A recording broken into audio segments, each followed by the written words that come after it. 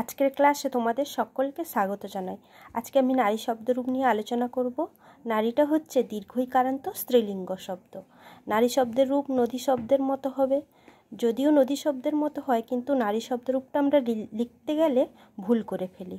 তাই নারী শব্দরূপটা কিভাবে হবে দেখো। একবচন, দ্বিবচন, বহুবচন আর প্রথমা থেকে সপ্তমী বিভক্তি।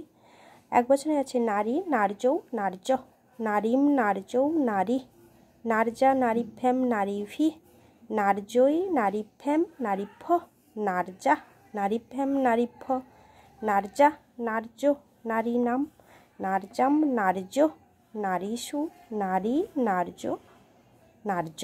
দেখো, প্রথমার একবচনে বিসর্গ হবে না, কিন্তু লক্ষ্মী শব্দ দীর্ঘইকারান্ত স্ত্রীলিঙ্গ শব্দ। লক্ষ্মী শব্দের প্রথমার একবচনে বিসর্গ হয়, কিন্তু নারী শব্দের প্রথমার একবচনে বিসর্গ হবে না। আর দ্বিতীয়ার বহুবচনে দেখো দীর্ঘস্ব সহ বিসর্গ হবে। স্ত্রীলিঙ্গ স্বরান্ত স্ত্রীলিঙ্গ শব্দের বৈশিষ্ট্য হচ্ছে দ্বিতীয়ার বহুবচনে দীর্ঘস্বর সহ বিসর্গ হয়। দীর্ঘস্বর মানে দীর্ঘইকার এখানে, তারপর বিসর্গ। আর ষষ্ঠীর বহুবচনে নারী নাম, নাম হয়। আর সপ্তমীর বহুবচনে সু, নারী সু।